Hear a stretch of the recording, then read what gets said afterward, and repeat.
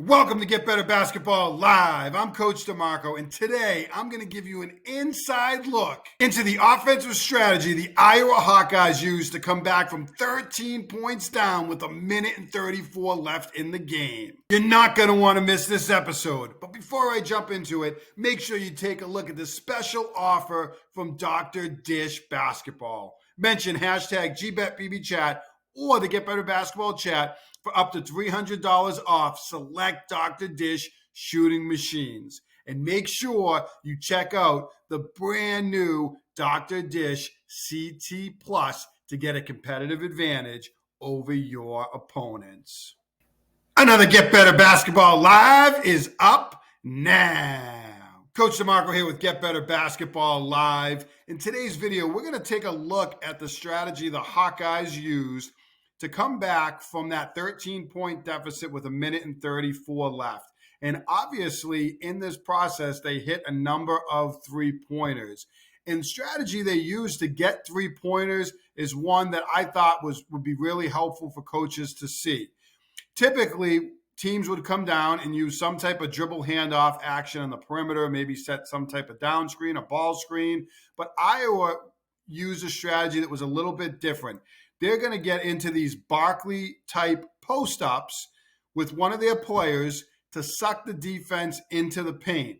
They're going to take two of their shooters and start them in the paint area, work them inside, and then they're going to come out to the perimeter, and they're going to get open three-point shots. Now, obviously, at the end of the game, and if you look right here, at this point is 42 seconds left, and Iowa is down by about 10 points. They're going to tie this game in regulation, force it to overtime, and then win in overtime. And this is the strategy they use. And you're going to notice as these two players pop out to the perimeter that they're both going to be about as open as you would want in this type of situation. Usually teams are out there, they're guarding very aggressively. There's 40 seconds left. The best way you're going to get in the game is by hitting three-pointers at this point.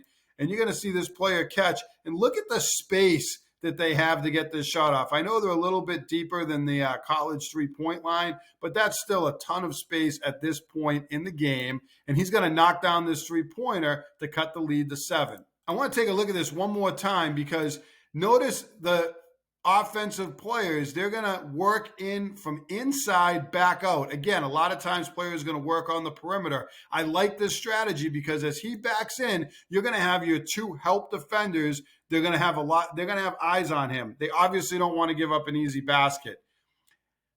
What I would say in this particular situation, and I think if Michigan State were to look at this again, they might have this player work in the paint a little bit against this defender, and they may not get sucked in. Both of these players are going to come really close and almost really double team the basketball. The second clip I'm going to show you, they're going to leave one player in the paint, and they're going to have the other player out here in the three-point area. So they're going to make an adjustment in this game with this action. But I think if they did it again, work on a contested post-up against this defender, but maybe we're not going to double team in here in the paint and get so much action in there because we don't want to give up open three-pointers. But they do, and you can see how long the closeout is. And this player, by backing into the paint, they have a view of the whole perimeter.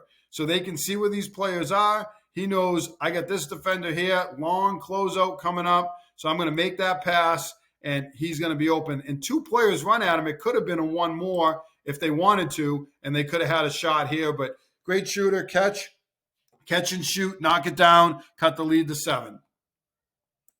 Let's take a look at this one more time at full speed. We're going to get our Barkley-style back down, the kick out, open three-pointer, cut into the lead. Now, the second clip I show you, it's a 6-point lead with 26 seconds left. Again, three-pointer, they're going to cut it to 3. If they get a 2-point basket, it's a 4-point game.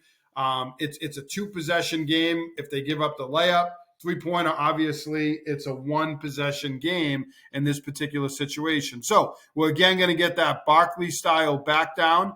These two players are going to start into the paint. They actually do run a player out on the perimeter here, but look at the congestion from these defenders as these three players are inside. We're going to get a back down, a one-on-one. Now, I mentioned this. You're going to get this defender who's going to stay in the paint.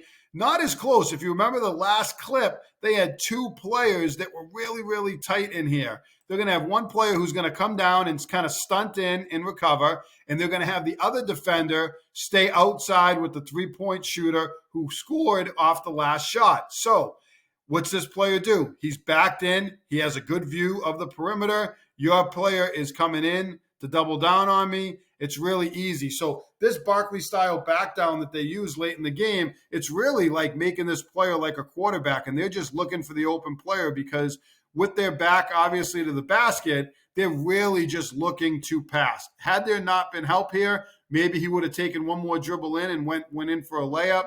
But I think they're really doing this to get those three-point shots on the perimeter. Again, we're going to get a catch. That's about as good of a look as you're going to get in this particular spot. If I bring it back just a little bit, you're going to see on the catch, this player is essentially inside the paint still as he catches, gives him time to set up and then knock down a three-pointer to cut it to three. Let's take a look at this one more time. As we see this player back down, you're going to see a lot of action and movement in the paint or just inside the three-point line from these two players. They're both going to pop out to the top of the key. I really like this strategy in late-game situations. It's really something you can work on with your team that I think opponents will have a tough time defending. They don't want to give up this opportunity, although I think if Michigan State were to do it again, they adjusted by putting one player out here.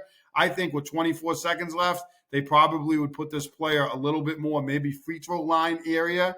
They can maybe stunt at the ball a little bit. He really is sucked into the ball, and now that player is just waiting. He does a great job. He waits for that player to get close enough. He sets him up, and then he kicks it out for the three-point shot. So I think if Michigan State were to do this again, they might take this player here, position him a little bit more, and maybe in the window, the passing window, to make it a little bit harder. This player could obviously relocate, but he's giving him a nice open angle to make that pass to this player. And as we can see, wide open, he's going to knock down the three-pointer. Now, credit to Iowa because they had to hit the three-point shots, but this is about as good a looks as you're going to get at this point in the game. I love this action used by Iowa to get open three-point looks late in the game when you need to come from behind. If you like this video, then make sure you hit that like button down below, turn on your notifications, and subscribe to Get Better Basketball on YouTube for more great video breakdowns. As always, get better every day.